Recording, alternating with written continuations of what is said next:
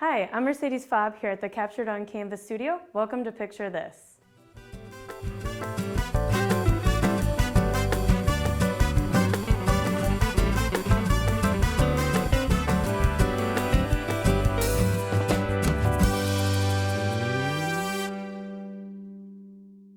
For today's painting, picture this. We have an intense sunset and a meadow full of daisies.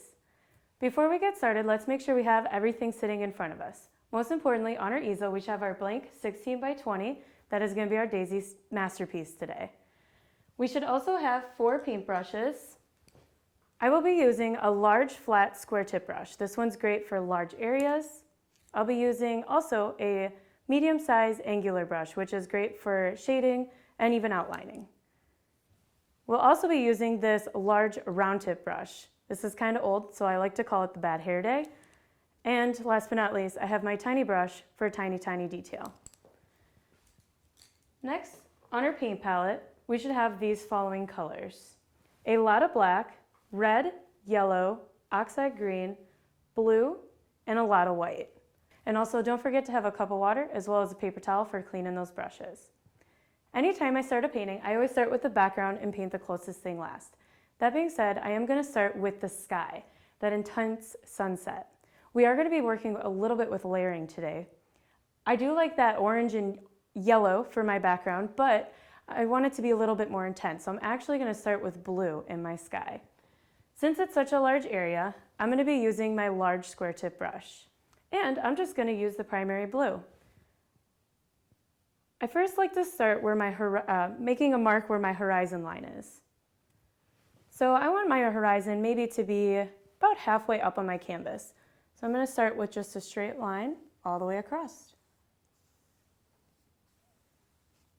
Everything above there, I'm just going to color in a little bit of blue. Nice long brush strokes. It doesn't have to be solid. As long as we get a little bit of those lights and darks. This color is a little see-through.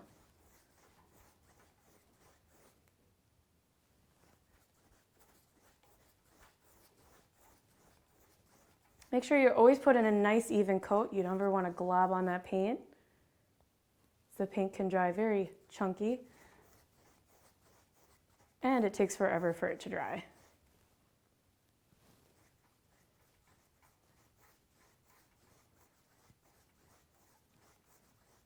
And I am leaving quite a bit of white and adding kind of just sporadic spurts of the blue there. And make sure that we wrap this around the side of the canvas as well. I always like to paint the side as it makes it look more complete.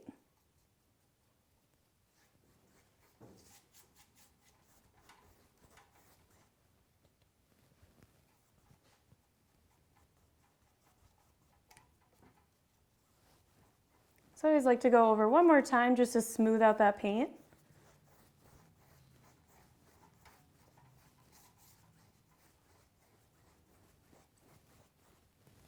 All right, for right now, we're going to let that dry. So we're going to make sure we clean off our brush. Cleaning off your brush, you just gently stir it in your cup of water, wipe it on the sides, and repeat until you get all that color worked out. So while we let that dry, we're going to go ahead and work on the next part of our background. I figured it might be cool to add a nice bright yellow body of water right beneath my sky. So I'm going to start with my large square tip brush again, and I'm going to mix that light yellow. To do that, I always start with a big pile of white. I'm going to start with that, separate that on my palette. At least the size of a quarter, because it is a big area we'll be coloring in.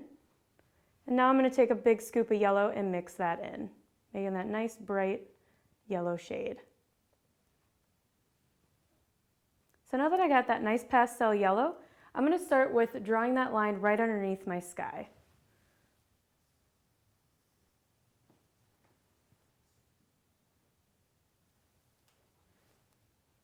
I'm going to take that down probably about a quarter of the way up from the bottom. So once again, I'm going to color it in nice long brush strokes, but this time I'm going to color it in solid.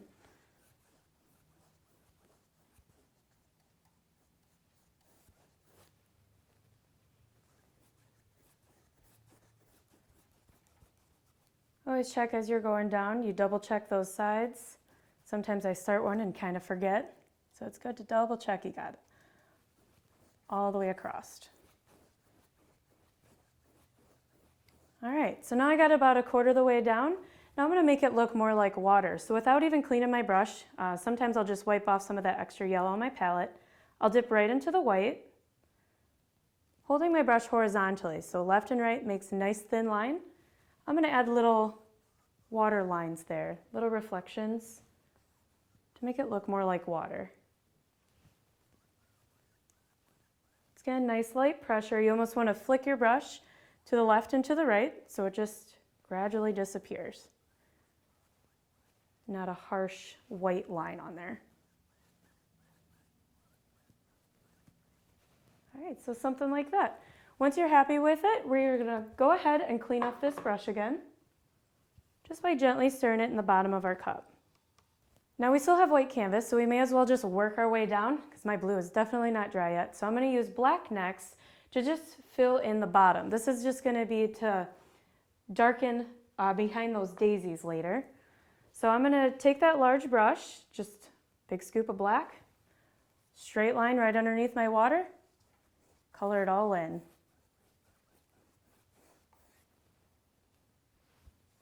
Once again, nice long brush strokes, nice even coat.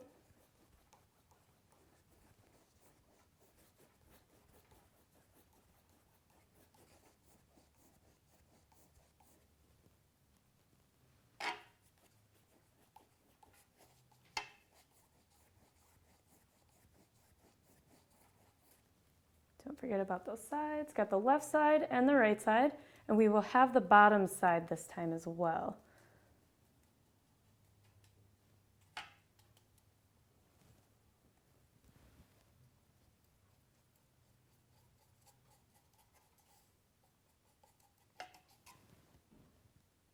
When getting the bottom, if you're working on an easel, you can pick it up, just dance that brush across there.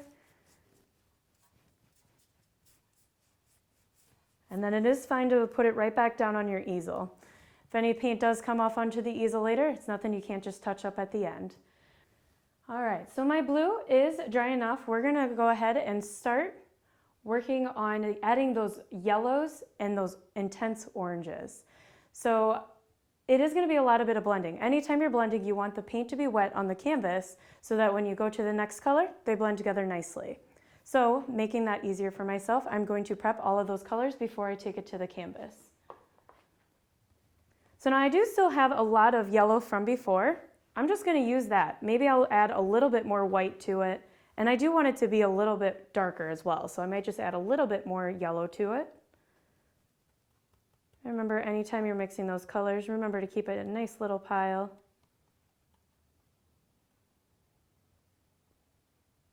All right, so that nice bright shade. I'm just gonna wipe off some of that extra color on the side of my palette, just so I'm not wasting that color.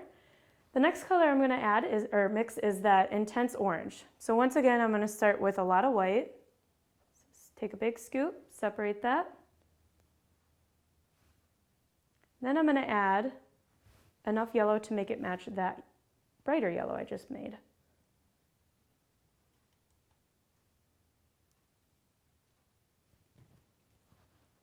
And next, I'm going to add just a little bit of red to make it that orange. A little bit does go a long ways. Mine doesn't look very intense orange yet, so now I can go back and forth between my yellow and my red until I get that right color that I'm looking for.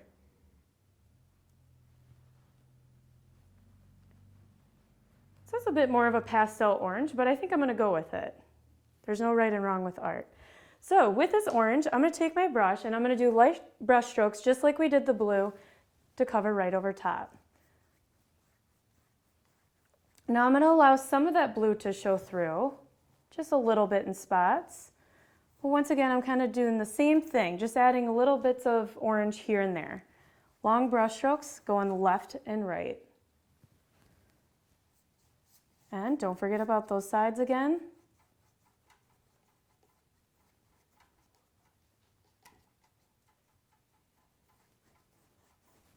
I like to be a little more heavier with the orange up towards the top of my canvas. So I want it to be lighter as the sun is setting behind my water here.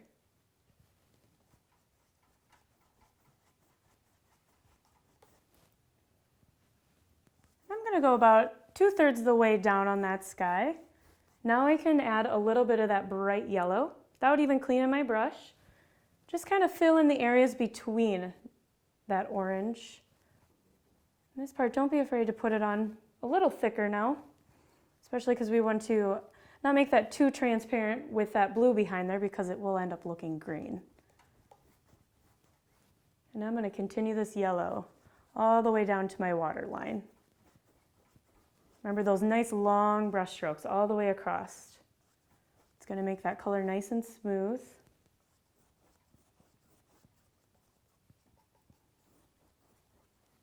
Now I want this to be a little bit more intense, so you can always go to that original bright primary yellow or even that red. Add that in, add some more variation. Just add a few little bits of that bright yellow.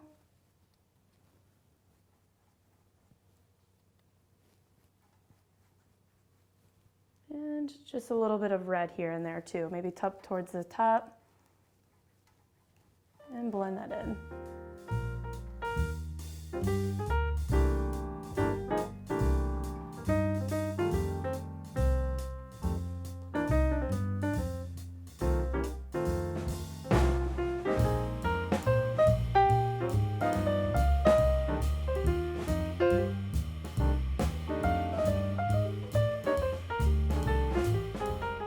If you add too much, you can always go back to that orange, blend that in. Play with it, have fun, bounce back and forth between the colors. There's never a right and wrong.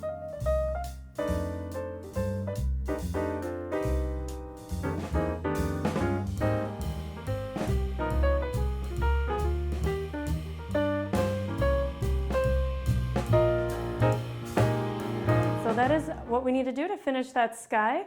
So let's go ahead and clean off our brush. Make sure you gently stir in the bottom of your cup again. And while we let that dry, we'll take a little break. Welcome back to Picture This. Now that my paint is dry for my background, I'm going to start building up with more detail. I'm going to be using this medium-sized angular brush next, and I'm going to go ahead and start adding some hills for the far background there above my water. So I'm going to start with that black. Very light pressure. With this brush too, you want to make sure you're holding it horizontally. That's going to help get us that nice thin brush stroke. So holding it laying down, I'm just going to make maybe this little jagged line going all the way across to divide my sky with my water. And don't forget to wrap that around the side as well.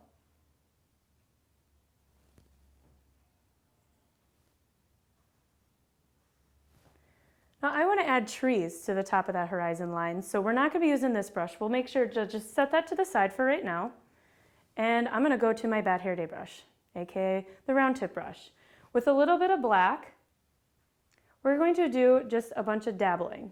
Stippling that I'm going to go about 1, maybe 2 inches above this line, and just tap that brush loosely to create the top tree line. I'm going to dance that across and maybe stop, kind of meet back into the horizon line about halfway across. And then I'm going to start filling it in. I want to make sure I get the dabbling line all the way across first and try not to make it too straight. Let your brush or let your hand bounce around, making it look more natural. Continue that around the side as well. And then we're just going to color in the rest of that solid.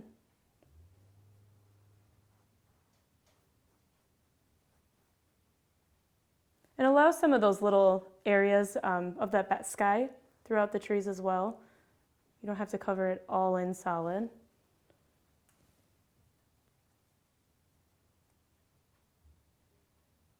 And I'm going to go ahead and just add another little piece of land over here on the right side. Once again, I'm going to start with dabbling. Maybe I'll start in the middle this time. Maybe about 1/3 from the right and just kind of dabble my way up, making that hill for the top of that tree line. And continue that around the side as well. And then we can go back and color that in.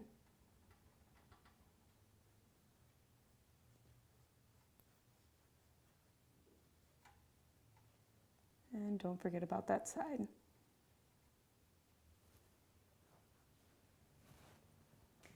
All right, that's all we need to do for the hill. We are done with this brush, so we're going to go ahead and clean it. We're going to go back to that angular brush. Now for the grass, it is important that we hold that brush so that it is standing up vertically. And with this brush as well, we notice that there's an angle. I always want that shorter side towards the top so that I am going to be writing with that longest point. So I'm always going to be flicking up to make those nice fine grass, blades of grass. So with the black, I'm just going to start right around the black down here. Now we want them to be all sorts of variations of height as well. Some of them might be just as much to cover part of the water. Some of them might go all the way up to the sky. Don't be afraid to make them long. Very light pressure. I'm going to start adding those blades of grass.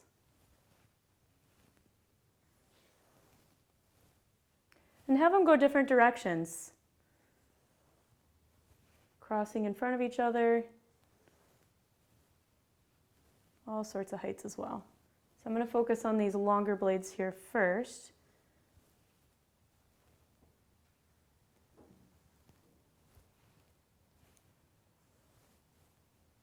And I do like to have some definitely above these black hills so they don't get lost.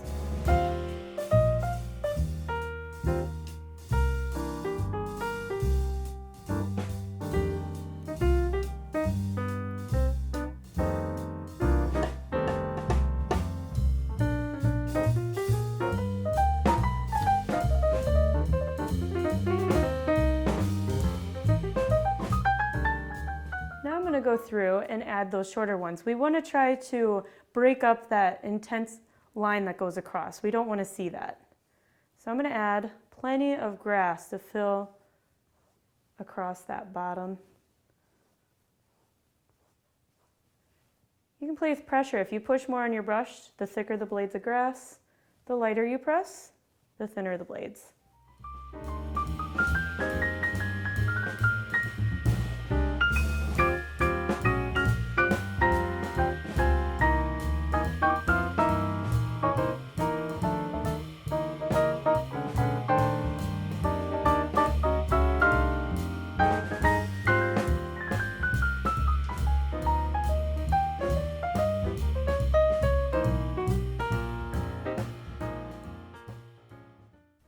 And I always like to take a step back at this point, make sure it's nice and balanced throughout. You might go back and want to add some other taller ones. Or go back and refine some. So with the black, I'm going to continue on with the same brush, and I'm going to make some of them look like wheat. So I'm going to add those little leaves right at the top of some of those blades. Now this brush is basically going to do the work for us. We're going to use that long, thin side of the brush, and I sometimes practice on my palette. Just one little touch, and then we're going to make it like a V, and then dance that all the way down, maybe a few inches down. So we're going to start with one little touch right at the top of which blade I want to be a wheat. I'm going to make like that little V, very light pressure, always pulling in towards that stem. And I'm just going to go maybe a couple inches. Now I'm going to add it to a few others.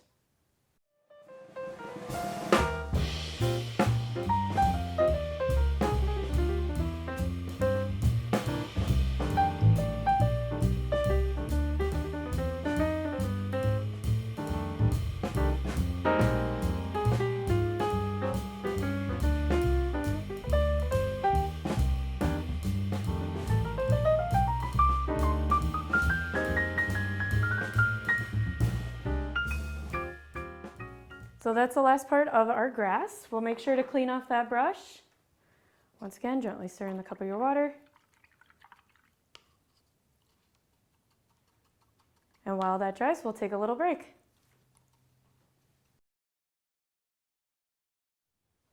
Welcome back to Picture This. Now that our black meadow is dry, we're going to start the fun part, the daisies.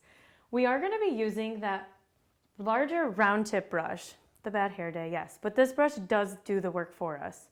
So with that brush, we're just going to be making white daisies, so we're just going to use white. And anytime I'm doing my daisies, I always like to make a dot right at the center of where it's going to be. And I'm actually going to start with the two that I want kind of the focal point, and then I can always add smaller ones around it. So I'm going to start with one dot somewhere, especially where that black line is across down there. This will help cover that up a little bit. I'm going to start with one dot for the center. For each of the petals, I always start from the end of the petal and pull it in towards that center dot. So I want these petals maybe be 2 to 3 inches long. So I'm going to actually push and pull in towards the center. When you do that, it automatically creates that nice round tip. Now sometimes it's easier to make one going to 9 o'clock, one going to 3 o'clock. And I always like to have maybe a little curve to them. And now I'm going to fill in between to create the rest of the daisy, making sure that I'm always the same length, pulling in towards the center.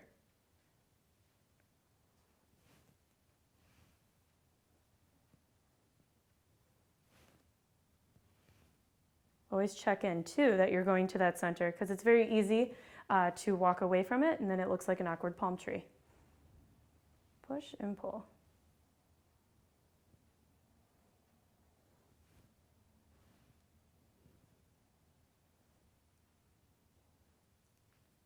You can always go through and then fill it up if you want a little bit. But I'd say that's about what I want there for my daisy. So I'm going to continue that same thing for the next daisy.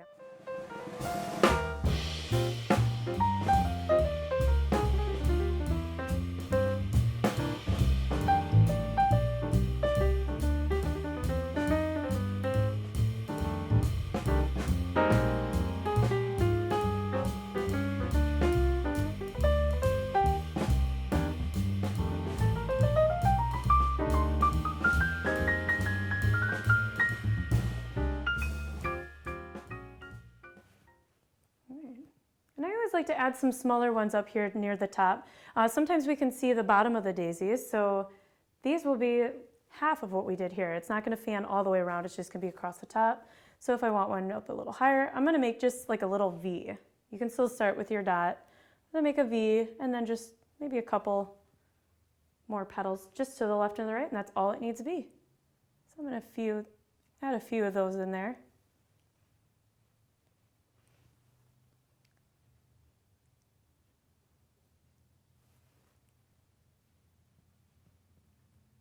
Maybe one more over here. I always like to add them over this black area too, because then they really pop. And one more.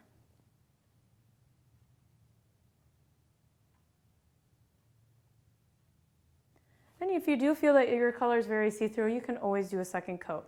But for me, I'm happy with it, so I'm going to go ahead and clean off that brush. For the next part, I'm going to add the stems to my daisies. I'm going to go back to that angular brush. We're kind of going to do the same thing that we did for all the grass throughout, but now we're going to use green. We're going to add a little bit of color to it. So with that, I am going to take a little bit of that oxide green to the side. This color is very see-through, so I always like to add a little something to it to help it out. Maybe I'll just add a little bit of black.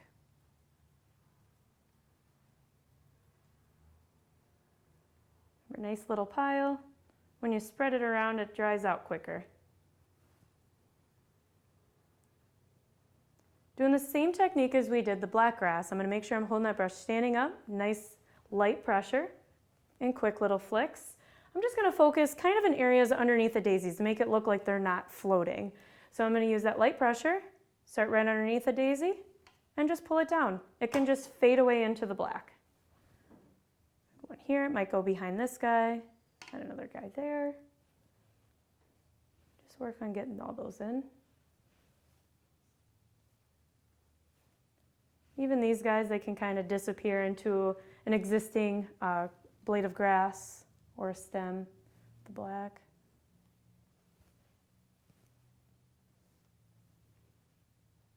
And now we can add little leaves. So I like to think of leaves as the shape of a football.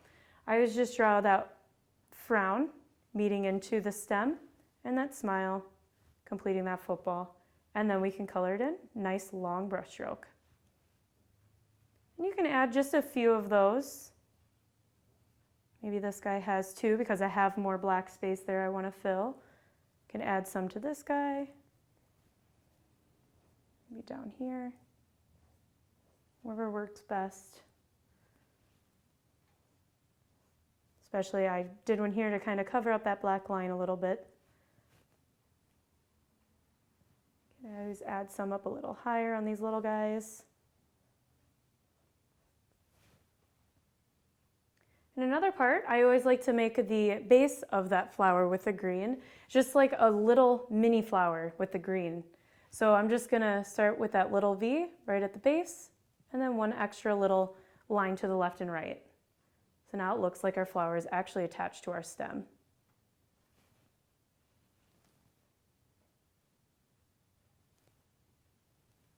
Very light pressure, especially if they're really tiny.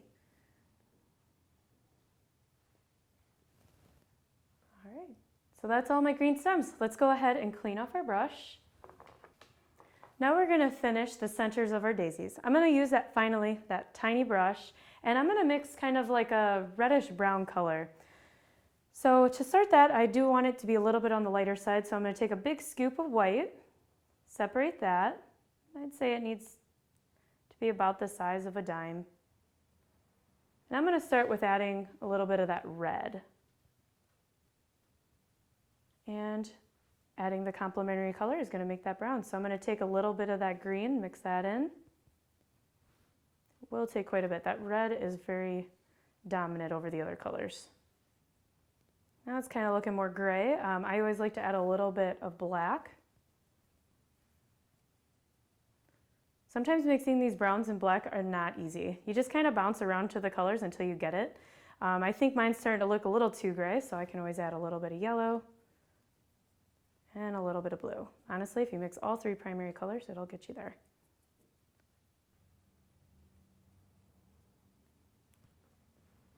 So actually, I kind of like this color better. Like I said, you can just keep bouncing between the colors.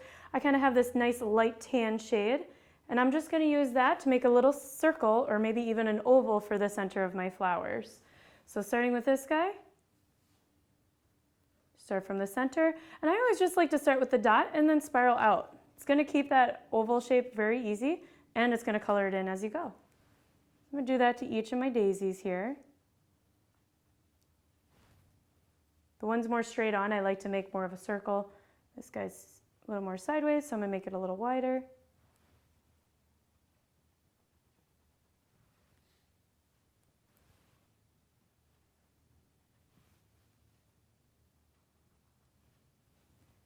Make sure you got them all. We don't have to worry about those other ones because we actually see the bottom side. So we're going to go ahead and clean off our brush. We're still going to use that little brush using that black, and we're just going to add a little center line to those leaves, making them more realistic, not so flat.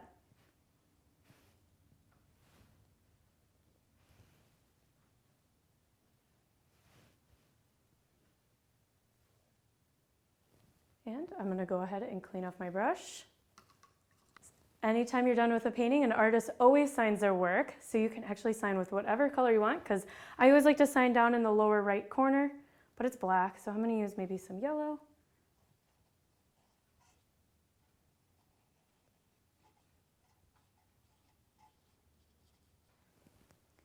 Thank you for joining me, Mercedes Pfab, at the Captured on Canvas studio. We'll see you next time on Picture This.